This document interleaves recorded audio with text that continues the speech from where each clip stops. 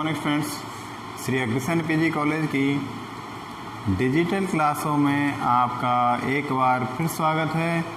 और हम जो आज पढ़ने जा रहे हैं वो था थायोईथर के निर्माण की विधियों के साथ साथ इनके भौतिक गुण और केमिकल रिएक्शंस के बारे में हम स्टडी करने वाले हैं। लास्ट क्लास में हमने देखा था कि जो इनकी जो प्रिपरेशन मेथड थी उसके बारे में हमने स्टडी कर लिया था। उसमें एक मेथड और है, उसको मैं आज करवा देता हूँ। एक रिएक्शन है और उसके बाद हम देखेंगे आज physical property of thioether and after then chemical reactions of thioethers. तो ये इसके बाद थायोईथर क्लोज हो जाएगा। तो हम देख लेते हैं एक मेथड और है, उसके बारे में जानकारी ले लेते हैं। और मेथड है धात्विक मरकैप्टाइड से preparation from metallic मरकैप्टाइड।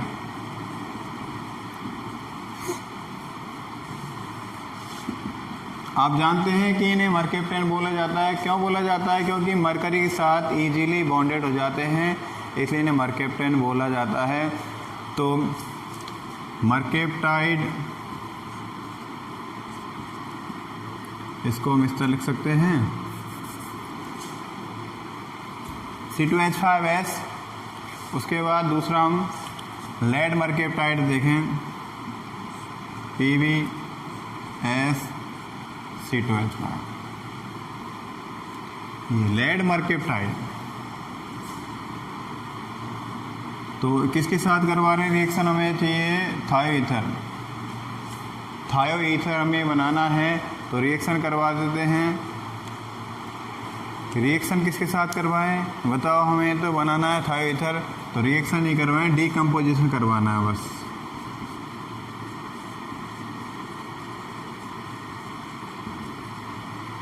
Decomposition that means एक PbS यहाँ से निकल जाएगा। Remove of PbS and to form CTH5SC2H5 diethyl sulphide, मतलब थायोईथर, या बोल सकते हैं डाईएथिल थायोईथर। तो इस तरह से इजीली आप इसको क्लियर कर सकते हैं। तो ये था हमारा थायोईथर निर्माण की विधियां का लास्ट जो रिएक्शन थी वो हमने देखा। इसके बाद हम देखते हैं फिजिकल प्रॉपर्टीज ऑफ थायोईथर।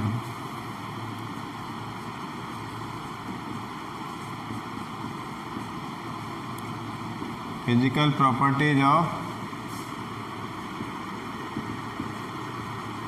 थायोईथर।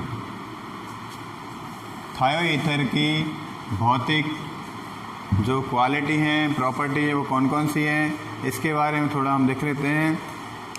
ये कैसे होते हैं? कलरलेस होते हैं और अरुचिकर गंध वाले होते हैं। मतलब इनमें कोई जो फ्रेगनेंस आती है, स्मेल आती है, वो यहाँ पर ज़्यादा अच्छी नहीं है, रुचिकर नहीं है, बेकार गंध आती है।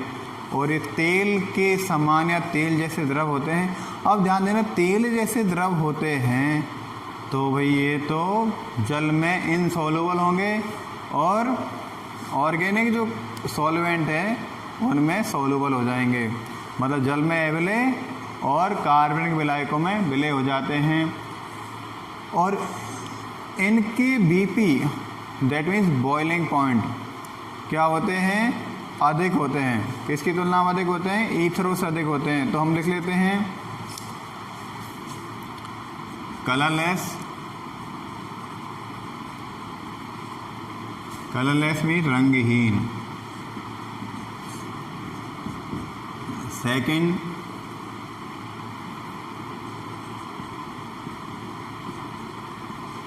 अरुचिकर गंध। तीसरा,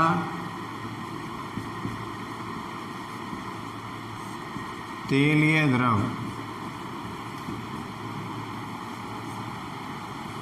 oily liquid.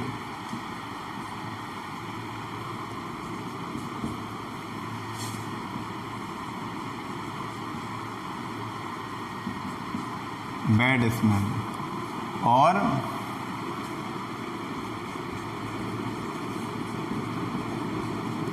insoluble in water but soluble in organic solvents। जो जल में अवेलेबल होता है वो कार्बनिक विलायक में अवेलेबल होता है। कार्बनिक विलायक को बोलते हैं ईथर है, अल्कोहल है, और अपने पायरीन वगैरह CCl4 इनमें अवेलेबल होगा। तो अब इसके बाद देखें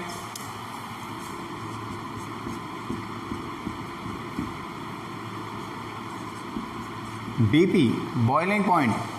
बॉइलिंग पॉइंट क्या है इसका?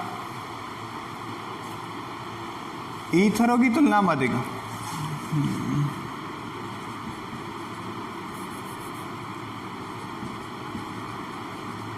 समावयवी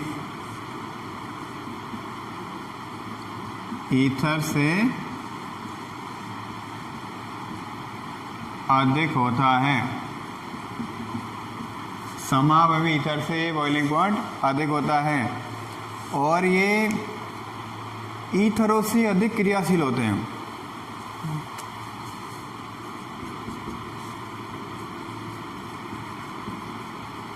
More reactive from ethers। ईथरों से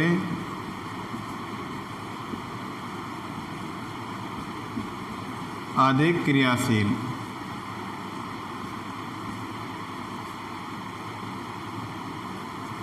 ईथरों से क्या होते हैं? अधिक क्रियाशील होते हैं। तो ये तो बात हमने की इनकी फिजिकल प्रॉपर्टी के बारे में, भौतिक गुणों के बारे में। अब देख लेते हैं chemical reaction of thioether. Clear होगा भाई? Chemical reaction of थायोईथर्स।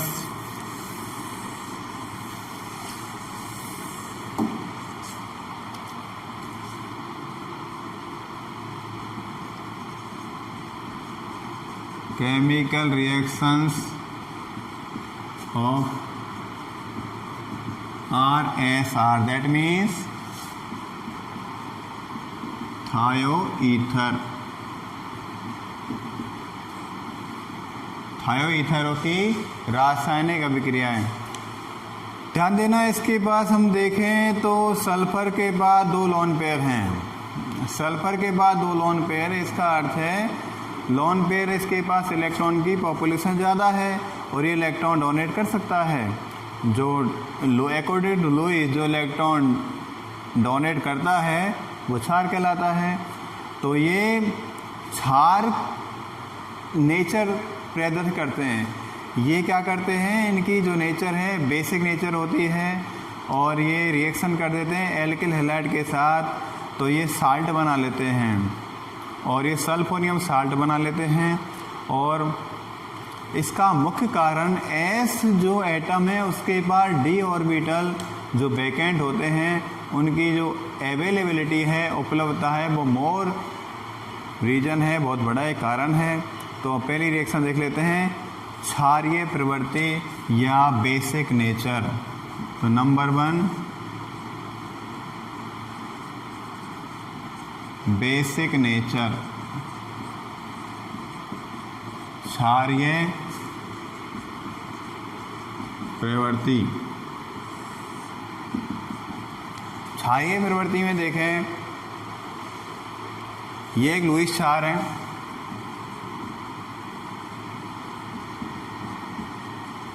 ये लुईस बेस हैं तथा क्या है, एल्किल हैलाइड के साथ रिएक्शन करके तृतीयक जो एमीन होती है, टर्सरी एमीन होती है, उनकी भांति ये सल्फोनियम लवण बना लेंगे। ये लुईस बेस हैं तथा RX के साथ रिएक्शन कर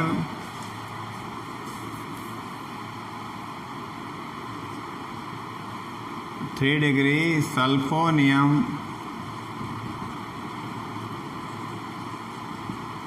साल्ट बना लेते हैं। देखिए कैसे बनाएंगे, RSR, ठीक है भाई। Di alkyl sulphide react with RI alkyl, X लिख देता हूँ, चलो, alkyl halide, di alkyl sulphide react with alkyl halide. और गौर करने वाली बात यहाँ पर है, ये लोन पेयर हैं, ये ही इसको बेसिक नेचर के लिए तैयार करते हैं, रेडी करते हैं। इसके पास इलेक्ट्रॉन डेंसिटी ज़्यादा है सल्फर के पास, और जिसके पास इलेक्ट्रॉन ज़्यादा हैं वही तो देगा, चाहे इलेक्ट्रॉन हो, चाहे पैसा हो, चाहे कोई ज्ञान हो। ज़्यादा है तो दे सकता है, जिसके पास कम है वो लेता है, तो दाता है ये। तो देखिए यहाँ से लोन पेयर, यहाँ लोन पेयर, तो क्या होगा, RSR और R, डेट मीन्स यहाँ पॉजिटिव हो जाएगा। क्यों, सल्फर एक दूसरे R के साथ कुल मिलाकर यहाँ पर जो बनेगा ना, वो बनेगा कोऑर्डिनेशन बॉन्डिंग बनेगी, यहाँ पर कोऑर्डिनेशन बॉन्ड बनेगा। तो यहाँ पर पॉजिटिव हो जाएगा, ये सल्फर क्या हो जाएगा, पॉजिटिव। ऊपर लगा दिया मैंने यहाँ पर, चाहे यहाँ लगा दो चाहे यहाँ लगा दो। फिर R क्या करेगा, देखो R और X के बिटवीन जो बॉन्ड है उसमें X more electronegative from alkyl, alkyl की तुलना में X ज़्यादा इलेक्ट्रोनेगेटिव है। तो इसके कारण यहाँ पर जो इस बॉन्ड के जो इलेक्ट्रॉन्स हैं वो किसी तरफ मूव कर जाएंगे, हेलोजन की तरफ मूव कर जाएंगे। तो यहाँ पर इस एल्किल जो ग्रुप है इसके पास क्या हो जाएगा, ये इलेक्ट्रॉन डेंसिटी इसके पास कम हो जाएगी, तो इसके पास इलेक्ट्रॉनिक कमी हो जाएगी। तो इलेक्ट्रॉन ज़्यादा सल्फर के पास है, तो सल्फर बॉन्डिंग टू एल्किल, और इसमें दोनों ही इलेक्ट्रॉन किसके हो जाएंगे, सल्फर के हो जाएंगे। इसी कारण से यहाँ पर एक कोऑर्डिनेशन बॉन्डिंग होगी, और यहाँ पर सल्फर हो जाएगा पॉजिटिव, और सल्फर की जो वैलेंसी 2 से बढ़कर 3 हो जाएगी यहाँ पर, और सल्फर पर एक पॉजिटिव चार्ज, और X जो आ जाएगा वो हो जाएगा नेगेटिव चार्ज के रूप में। तो यहाँ पर ये कैसी स्थिति में हो गया, sulphur 3 degree, sulphur 3 degree condition में आ जाएगा। कौन सी स्थिति में आ गया, सल्फर 3 डिग्री। क्लियर हुआ, 3 डिग्री क्यों, क्योंकि सल्फर 3 ग्रुप के साथ बॉन्डिंग करता है। इस समय 3 ग्रुप के साथ बॉन्डिंग कर रखा है, इसलिए सल्फर 3 डिग्री। जैसे टेर्सरी एमीन होती है ना, उस तरह से यहाँ पर ये हो रहा है, बन रहा है। तो यहाँ पर देखें, ट्राई एल्किल सल्फोनियम, गौर करना है यहाँ पर ईएम IUM जो लगाया जाता है, IUM लगाया जाता है, वो बैलेंसी ज़्यादा हो जाए उसके लिए एक सफिक्स का यूज करते हैं IUM। तो यहाँ पर ट्राई एल्किल सल्फोनियम लगा दिया, क्योंकि अब 3 एल्किल है, एक सल्फर है, सल्फोनियम, और इसके बाद में ये हेलोजन बोल रहा है, मेरा नाम लिखो, तो हैलाइड, और टोटल करके क्या हो जाएगा, ऐसे एक साल्ट का नाम दे देंगे, तो यार साल्ट बना। कौन बना, ट्राई एल्किल सल्फोनियम हैलाइड साल्ट का निर्माण हुआ। और यहाँ पर हम देखने वाली बात यह है कि इसमें जो डाई एल्किल सल्फाइड जो थायोईथर है उसकी नेचर कैसी बनी, इसकी नेचर थी बेसिक नेचर, क्योंकि इसने इलेक्ट्रॉन डोनेट किए, किसके लिए किए, एल्किल हैलाइड के एल्किल के लिए इसने इलेक्ट्रॉन डोनेट कर दिए। अब R के स्थान पर आप C2H5 ले सकते हैं, और X के स्थान पर यहाँ पर जनरली आयोडीन का यूज किया जाएगा। अब इसके बाद हम देख लें सेकेंड रिएक्शन। सेकेंड रिएक्शन में देखें,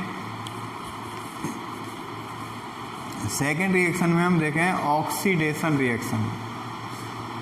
ऑक्सीडेशन रिएक्शन, तो ऑक्सीडेशन में क्या होता है, बेसिक नेचर क्लियर हुआ आपका, क्षारीय प्रवृत्ति ऑफ थायोईथर। ये लुईस बेस है,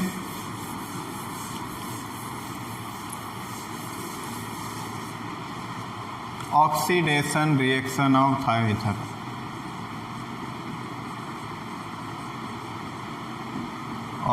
ऑक्सीडेशन रिएक्शंस ऑफ RSR थायोईथर की ऑक्सीकरण अभिक्रियाएं।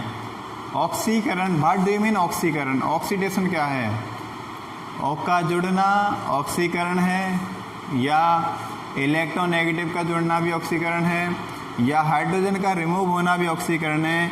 और इस तरह से हम देखें यहाँ पर कौन सी व्यवस्था हम देखने वाले हैं। ऑक्सीकरण अभिक्रिया में सल्फोक्साइड बनते हैं, उसके बाद सल्फोन बनते हैं। देखे भाई,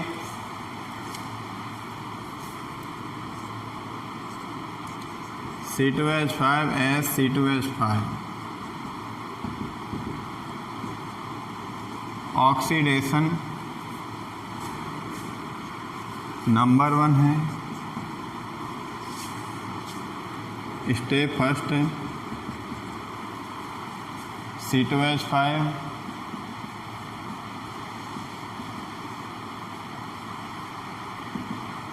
तो ये बन जाएगा डाई एथिल सल्फॉक्साइड। कौन बना? डाई एथिल सल्फॉक्साइड बना। कौन बना भाई? Die ethyl sulphoxide. इसके बाद पुनः इसका ऑक्सीडेशन करवा देते हैं। ऑक्सीडेशन प्लस O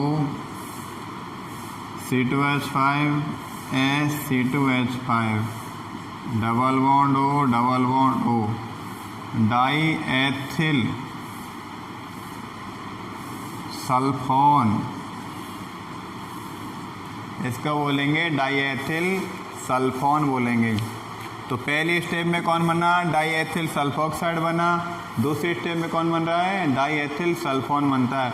अब ये भी एक बात यहाँ पर डिपेंड करेगी कि ऑक्सीडेशन तो हो रहा है, लेकिन कौन से कैटेलिस्ट या किसकी प्रेजेंस में ऑक्सीडेशन हो रहा है, कौन सा को ऑक्सीकारक है, उसकी नेचर क्या है, इस पर डिपेंड करेगा। यदि ऑक्सीडेशन करवाए हम डाईमेथिल सल्फॉक्साइड का, डाईमेथिल सल्फर का करवाएं, सल्फाइड का करवाएं, थायोईथर का करवाएं, H2O2 या परऑक्साइड या सोडियम परआयोडेट या एसिटिक अम्ल की प्रेजेंस में करवाएं, तो डाईमेथिल सल्फॉक्साइड DMSO बनेगा। ठीक है। तो सेकंड देखें, नेचर ऑफ ऑक्सीडेंट वो प्रोडक्ट को डिटरमाइन करेगा। CH3 SCH3 oxidation in presence of CH3 COOH या H2O2 या HiO3 या NaIO4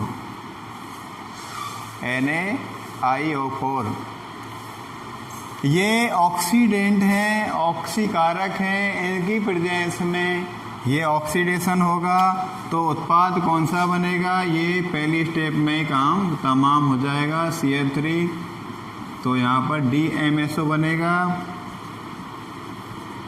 DMSO डाईमेथिल सल्फॉक्साइड। कौन बनेगा? Dimethyl sulphoxide DMSO। देखना, सल्फर थायोईथर का एक सेंटर पार्ट है, उसके साथ किसका जुड़ाव हुआ? ऑक्सीजन का जुड़ाव हुआ। इसका मतलब थायोईथर का ऑक्सीडेशन हो रहा है, ऑक्सीकरण हो रहा है। ऑक्सीजन का जुड़ना ऑक्सीकरण है। क्लियर हुई बात? अब तीसरी जो बात हम देखें इसमें, नंबर 3 देख लेते हैं हम।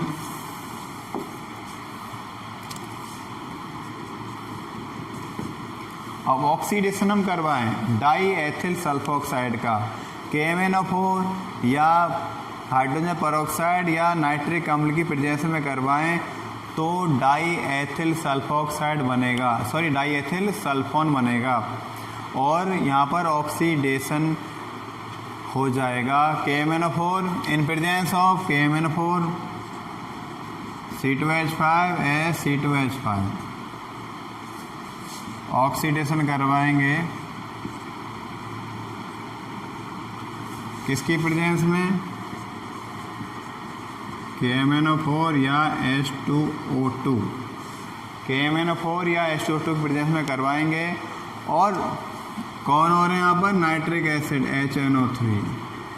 तो यहाँ पर देखना सल्फर की जो टोटल कंडीशन है, दोनों लोन पेयर यहाँ पर ऑक्सीजन के साथ बॉन्डिंग कर लेंगे और डाई एथिल सल्फोन मतलब DES डाई एथिल सल्फोन यहाँ पर बनेगा। और क्या हो रहा है यहाँ पर, ऑक्सीडेशन,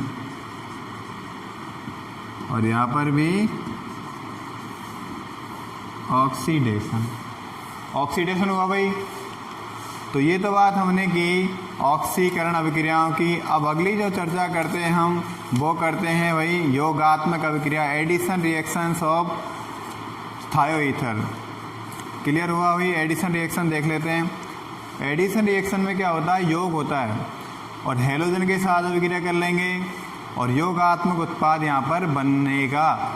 ठीक है, तो पहले देख लेते हैं ब्रोमीन के साथ अभिक्रिया। एडिशन रिएक्शन में ब्रोमीन के साथ अभिक्रिया, तो ऑक्सीडेशन खत्म हुआ। अब एडिशन रिएक्शन के बारे में बात करें।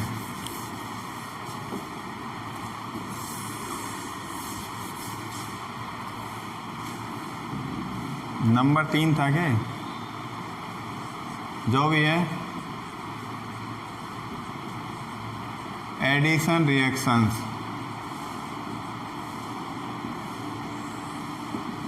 इसमें नंबर 1 देख लेते हैं, रिएक्शन विद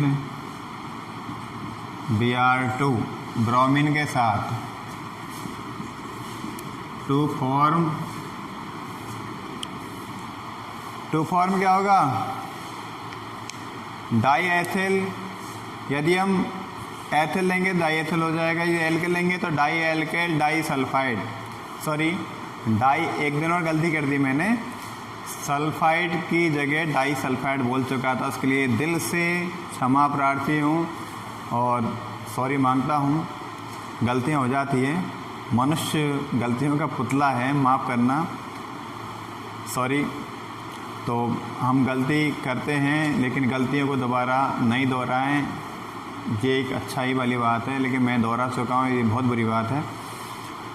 तो डाई एथिल ले लेते हैं, उसको लिख देंगे हम di ethyl sulphide react with Br2 and addition reaction होगी, योग बनेगा। तो कौन बनेगा भाई, C2H5 C2H5, एक Br यहाँ पर और एक Br यहाँ पर, तो टू फॉर्म कौन हो गया, डाई एथिल सल्फाइड डाईब्रोमाइड। कौन बनेगा, di ethyl sulphide dibromide. Right, clear हुई बात। अब ये तो थी हेलोजन के साथ। दूसरी जो रिएक्शन है, reaction with heavy metal salt. Heavy metal salt के साथ भी रिएक्शन हो जाएगी तो भी एडिशन प्रोडक्ट बनेंगे।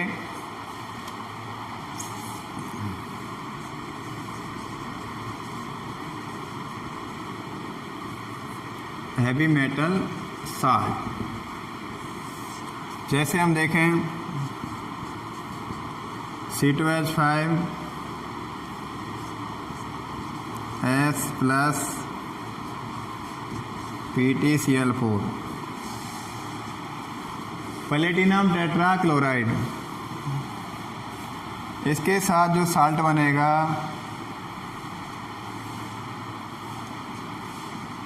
C2H5 होल ट्वाइज S, दो ले लेते हैं यहाँ पर, PT Cl4, तो ये लवण बनेगा, ठीक है, और ये हैवी मेटल के साथ बनेगा।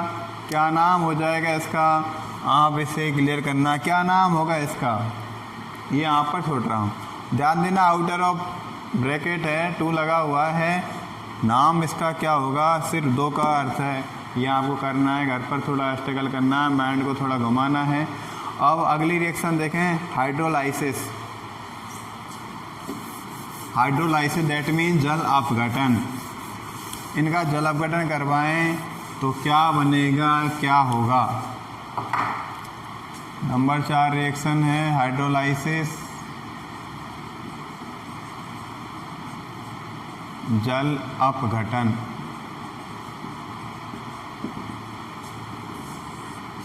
जल अपघटन, जल अपघटन में क्या होगा, किसके साथ रिएक्शन करवाएं, किसके साथ जल अपघटन होगा इसका, वो देखें हम। बेसिकली क्षार द्वारा, बाई बेस, किसके द्वारा हो जाएगा, क्षार द्वारा जल अपघटन हो जाएगा। और देख लेते हैं भाई, C2H5S C2H5, तो diethyl sulphide, diethyl थायोईथर react with, किसके साथ रिएक्शन करेगा भाई, ये जल के साथ रिएक्शन करेगा। तो देखते हैं कौन बनेगा, OH, यहाँ प्लस लगा देता हूँ, और OH और H, ये वाटर मॉलिक्यूल हो जाएंगे, और ये थायोईथर, ये है थायोईथर। करवा दें हाइड्रोलाइसिस।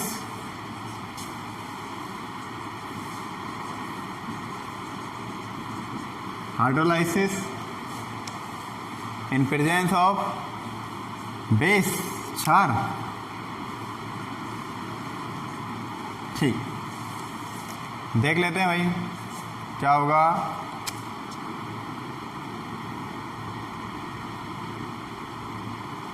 इस तरह से ये हाइड्रोलाइसिस हो जाएगा। ये C2H5 रेस का बॉन्ड ब्रेक हो जाएगा, और ये S और 2 हाइड्रोजन 1 सल्फर। आप ध्यान देना, सल्फर के कितने बॉन्ड टूट रहे हैं, सल्फर के 2 बॉन्ड टूट रहे हैं, एक तो इधर वाला, एक इधर वाला।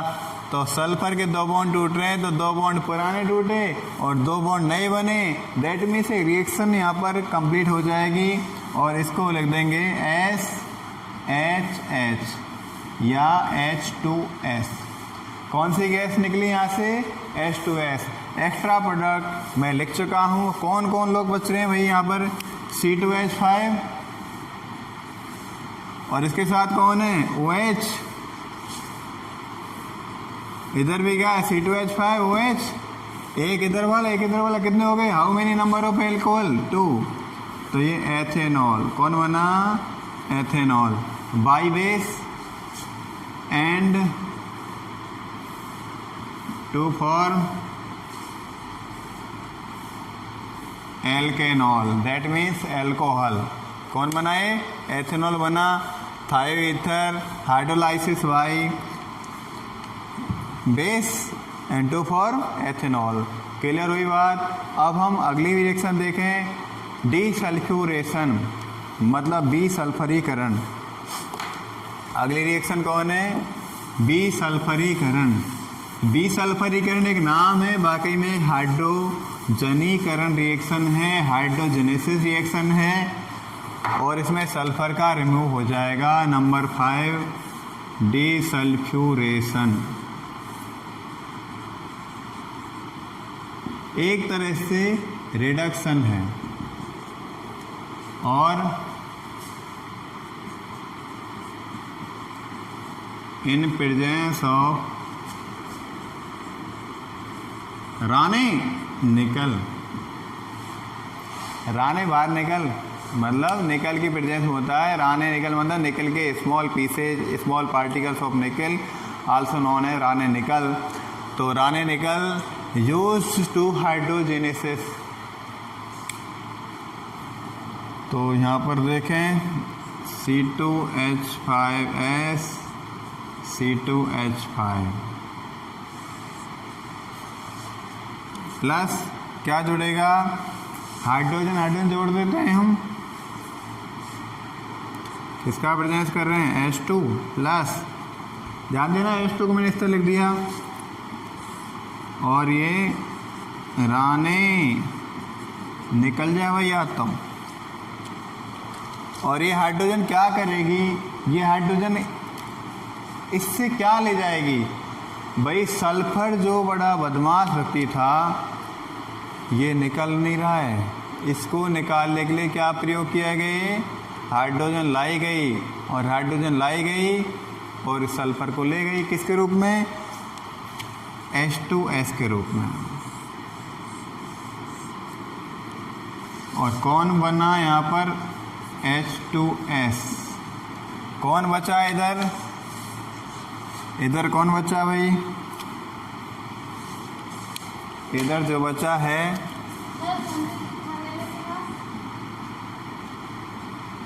पता नहीं मुझे, इधर बचा है ब्यूटेन, मतलब एल्केन। इन प्रेजेंस ऑफ राने निकल remove of S and to form alkene. कौन बना, एल्केन का निर्माण हुआ, और किसका निष्कासन हुआ, सल्फर का। तो इस तरह से थायोईथर कंप्लीट हो चुका है। थायोईथर की physical property, chemical reaction, preparation method, nomenclature also complete. And next जो हमारा होगा टॉपिक वो होगा सल्फोनिक एसिड। तो ये तो क्लियर हो गया आज का लेक्चर। आज की क्लास यहीं पर फिनिश करता हूँ। लास्ट में जाते जाते एक वाक्य बोलता हूँ, हमेशा खुश रहिए, हंसते रहिए, महकते रहिए, और कोई भी डाउट हो आप कॉलेज ज़रूर आएँ, आपका मोस्ट वेलकम है। Any doubt clear with me. Okay, thank you very much.